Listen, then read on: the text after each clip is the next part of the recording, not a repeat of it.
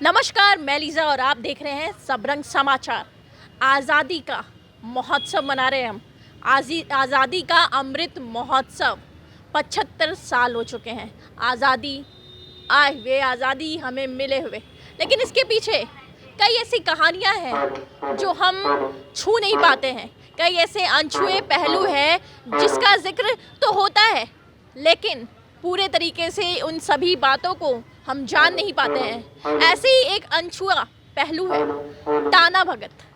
ताना भगत झारखंड की एक जो समुदाय के जो लोग थे, पहल कैसे बने ये ताना भगत और कब आज़ादी की लड़ाई में एक मुख्य भूमिका निभाने वाले ये लोग गांधी जी के अनुयायी बताए जाते हैं। गांधी जी को पूजने वाले, झंडा को अपना भगवान, भारत देश के गौरव जो झंडा है उसे अपना भगवान मानते हैं ये ताना भगत। हम इस पूरी कहानी को एक ताना भगत की ज़ुबानी जानेंगे। कई दिलचस्प चीज़ें हो सकता है सामने आएगी, क्योंकि हम इस बातों को तो जानते हैं लेकिन पूरी सच्चाई से अभी तक वाकिफ़ नहीं है। आज हम इससे वाकिफ़ होंगे। ताना भगत किस प्रकार से ताना भगत बने, पहले ये जानना चाहूँगी क्या कुछ था इसके पीछे। जी, पहले तो मैं आपका चैनल को जोहार करता हूँ। देखिए, टाना भगत किस तरह से बने, ये बहुत लंबी कहानी है। इस कहानी को ऐसे कुछ समय में समझा नहीं जा सकता है। फिर भी कुछ चीज़ें। जी बिल्कुल, मैं आपको बेसिकली कुछ ऐसी बातों को मैं बता सकता हूँ जिससे आप समझ सकते हैं कि टाना भगत की उत्पन्न कहाँ से हुई और कैसे हुई। ये टाना भगत, जतरा टाना भगत, कुटदार बाबा, ये आपने नाम सुना होगा। ये गुमला जिला के बिशनपुर प्रखंड चिंगरी गांव से जतरा टाना भगत, कुटदार बाबा, ये लोग वहाँ से हैं। और उस समय में देश में काफ़ी नौकरशाह जमींदारी प्रथा हावी हो चुका था। लोग त्राहिमाम थे, उनके शोषण से बचने का कोई रास्ता दिखाई नहीं पड़ रहा था।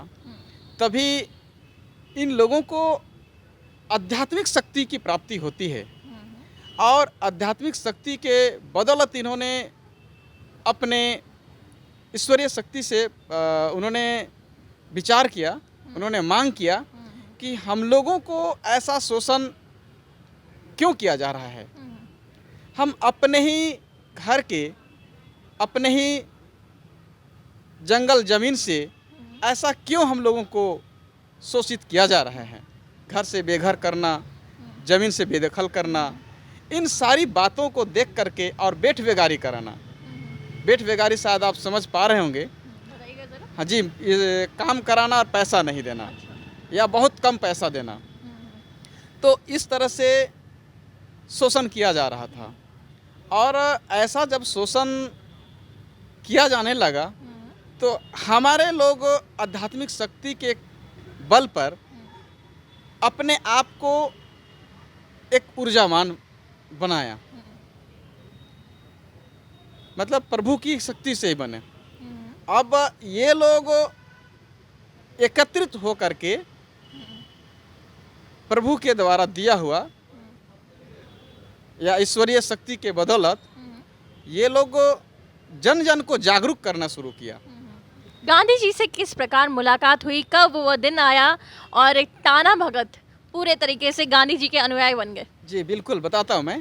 तो इसी तरह से करके सबको एकजुट करके पूजा पाठ करना, खान पान में किसी भी तरह का जीव का हत्या नहीं करना, बिल्कुल सात्विक जीवन जीना, सदा विचार, अपने आप को किसी भी तरह का, किसी को क्षति नहीं करना है, मारना नहीं है। तो सत्य के मार्ग पर चल करके हम लोगों ने, हमारे पूर्वजों ने, अर्थात टाना भगत, जतरा टाना भगत, ये सभी ने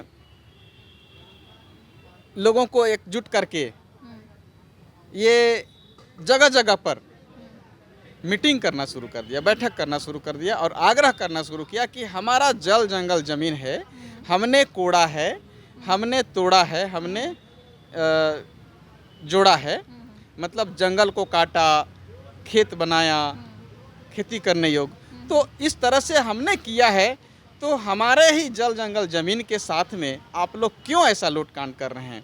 हमें स्वतंत्र रूप से जीने दीजिए, हमारा अधिकार को, हमारा जल जंगल ज़मीन को ऐसा लूट करके बेदखल मत करिए, ऐसा आग्रह किया। और ये आग्रह, ये विचार पूरे जन जन तक फैलते गया और इतना फैल गया कि पहली बार महात्मा गांधी जब लोहरदगा आए थे तो हमारे टाना भक्तों की विचार को देख करके काफ़ी प्रभावित हुए और इतना प्रभावित हुए कि पुनः ये रामगढ़ में एक महाधिवेशन किए। उसमें टाना भगत के लोग पैदल रामगढ़ आए और वहाँ पर आने के बाद में टाना भक्तों को महात्मा गांधी ने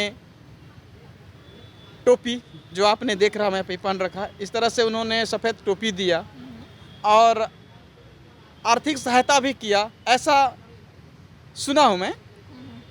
तो उसके बाद में महात्मा गांधी को हमारे टाना भक्तों ने कहा कि ये महात्मा गांधी जो है ये हम लोगों के हित में ये अच्छा काम करेंगे, क्यों ना हम लोग मिल करके हम लोग साथ साथ इन बाहरी तंत्र को, जिससे हम सब परेशान हैं, इसको मिटाने का काम करें। अब इस बात को लेकर के जब सबको एकजुट हो गए और हमारा टाना भगत का आंदोलन काफ़ी अब गति में आ गया, गति में आ गया। अब गति में आने के बाद में यहाँ का ज़मींदार जो हम लोगों का ज़मीन को लूटना, प्रताड़ित करना सब किया करता था, उन लोगों के विरोध कड़ा आंदोलन एकदम फैल गया और इसका रूप दिनों दिन बढ़ता गया। अब इतना बढ़ गया कि इन लोगों को परेशानी बहुत ज़्यादा बढ़ गई। तब जतरा टाना भगत को पकड़ करके जेल ले जाया जाता है और जेल में भी जाता है तो जेल में भी ये बुलंदी के साथ आवाज़ करता है कि विलायती सरकार को हम पतंग के जैसा उड़ा देंगे, मतलब गुड्डी के जैसा उड़ा देंगे अपने भाषा में। और इस तरह से वो कहने लगे क्योंकि उनके ऊपर में आध्यात्मिक शक्ति थी और आध्यात्मिक शक्ति के बदौलत बहुत कुछ भी हुआ है। आपने वीर बुद्धू को भी सुना होगा, उन्होंने भी बहुत कुछ आध्यात्मिक शक्ति के बदौलत लड़ा। तो इसी तरह से हमारा जतरा टाना भगत ने भी जेल के अंदर में भी काफ़ी उलगुलान करते रहे। अब जेल के अंदर में भी इस तरह से किया गया तो उनको स्वीट पॉइजन दे करके जेल से छोड़ दिया जाता है। स्वीट पॉइजन देते हैं और फिर उनको पता चल जाता है कि मुझे तो स्वीट पॉइजन, मुझे तो मीठा जहर दे दिया गया है, मेरा तो मरना तय है। सो आप सभी बाहर का किसी का खाना बिल्कुल नहीं खाना, क्योंकि ये लोग हम लोगों को मारने के लिए, हम लोगों को कमज़ोर करने के लिए षड्यंत्र करते रहता है। षड्यंत्र रच रहे होंगे उस समय। और उसके बाद क्या कुछ होता है जो आप लोग एक झंडे की जो पूजा, जो आज के दिन पे जो हमारा देश का एक गौरव है, उसकी पूजा करते हैं, और आज तक क्या ऐसा कुछ होते आ रहा है? जी बिल्कुल, बिल्कुल होता आता है। ये सफ़ेद झंडा हम लोगों का ईश्वरीय शक्ति के द्वारा प्राप्त झंडा है। जब जतरा टाना भगत या हमारा कुठदार बाबा, जिनको मिकू नाम से था, बाद में उन्होंने आंदोलन को बरकरार रखा तो उनका नाम जगह जगह पर उन्होंने कोठी बना करके आंदोलन को जिंदा रखा, इसलिए उनको कुठदार बाबा के नाम से प्रचलित हुए। तो कुठदार बाबा और जतरा बाबा, इनको जो ईश्वरीय शक्ति मिली, इस शक्ति के आधार पर उन्होंने ये सफ़ेद झंडा गाड़ करके अपना सादा विचार, सादा खाना, सादा पहनना, इस तरह से उन्होंने ईश्वरीय शक्ति के बदल उनको आगाह हुआ। तो इसको ही अपना ईश्वरीय शक्ति मान करके हम लोग आज तक पूजा पाठ करते हैं। हम लोगों ने प्रतिदिन इन पर, इस झंडे के ऊपर जल चढ़ाना, अक्षत चढ़ाना, पुष्प, और ये करके हम अपने पूर्वजों को याद करते हैं, हम अपने जल जंगल ज़मीन को याद करते हैं।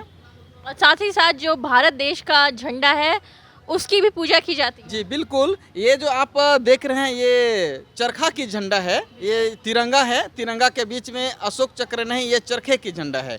जब हमारा देश में सत्याग्रह आंदोलन चला तो इसमें सब कुछ अपना ही रहेगा, बाहरी वस्तु का प्रयोग नहीं किया जाएगा। जो गांधी जी का एक जी, बिल्कुल। मोटो था कि जी। सब कुछ त्याग करके, जो हाँ, विदेशी हाँ, चीजें त्याग करके अपने देश की, स्वदेश की चीजें ही हम आगे बिल्कुल बढ़ाएंगे। बिल्कुल। तो उस समय में ये चरखा वाला जो झंडा है, ये चरखा झंडा सबसे पहले हम टाना भक्तों के लिए ये प्राप्त हुआ है। और इसी झंडा के बदौलत, इसी झंडा की शक्ति के कारण आज जो देश में तिरंगा झंडा को जो हम लोग सलामी देते हैं और गर्व से हम लोग सब सलामी देते हैं, झंडा फहराते हैं, उनको सम्मान करते हैं। तो उससे पहले हमारा ये चरखा झंडा, ये तिरंगा झंडा जिसके अंदर में चरखा है, इस झंडा की शक्ति का देन है, इस झंडा की उपलब्धि है कि आज तिरंगा झंडा को हम लोग सम्मान देते हैं, उनको नमन करते हैं।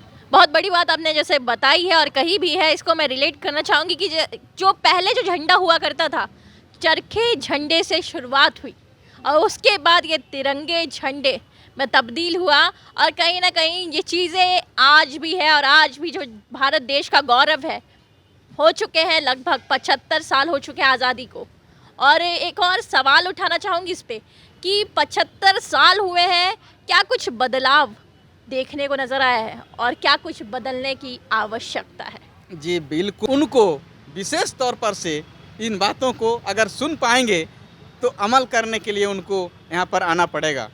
एक और सवाल उठाना चाहूँगी कि क्या आपकी जो दिनचर्या है वो आज भी जिस तरीके से महात्मा गांधी, जो कि राष्ट्रपिता के रूप में हम जानते हैं उन्हें, उनसे मिलती रहती है, क्योंकि टाना भगत कहीं ना कहीं उन्हीं की सभी चीज़ों को फॉलो करते हैं। तो इस पे भी जानना चाहूँगी कि आज भी उसी सभी चीज़ों को फॉलो किया जाता है आप लोगों के द्वारा? जी बिल्कुल, आज भी आप देख रहे होंगे कि हमारा जो बोर्ड लगा होगा वो सत्याग्रह शब्द से जुड़ा हुआ है। और सत्याग्रह शब्द आपको बताने की ज़्यादा जरूरी मैं नहीं समझूंगा, इसलिए कि आप सभी को मालूम है हम लोगों ने बिल्कुल शांतिपूर्ण ढंग से 118 दिन आज हो चुके हैं और 118 दिन में बिल्कुल शांतिपूर्ण ढंग से बिना किसी तरह का किसी को नुकसान किए या बिना किसी को प्रताड़ित किए हम लोगों ने शांतिपूर्ण ढंग से बैठ करके यहाँ पर आग्रह कर रहे हैं कि देश संविधान से चलती है, आप संविधान का अनुपालन करो, ये आपकी दायित्व है, आपकी जिम्मेवारी है, आपका कर्तव्य है, ये कहने के लिए बैठे हैं। मांसाहार का बिल्कुल प्रयोग नहीं किया जाता है क्या? अभी भी टाना भगत जो लोग हैं वो मांसाहार बिल्कुल भी नहीं खाते? जी बिल्कुल, हम टाना भगत मांसाहारी नहीं हैं और ना ही मदिरा पान करते हैं। हम लोगों का जीवन ही सदा है, सुबह में उठना, घर का जो भी काम होना काम किया करना, उसके बाद में जब भी हम लोग पूजा पाठ करते हैं तो हम लोगों का पूजा पाठ में कहीं पर भी कोई ऐसा चीज़ नहीं देखेंगे जहाँ पर कोई जीव शब्द का प्रयोग किया जाता हो।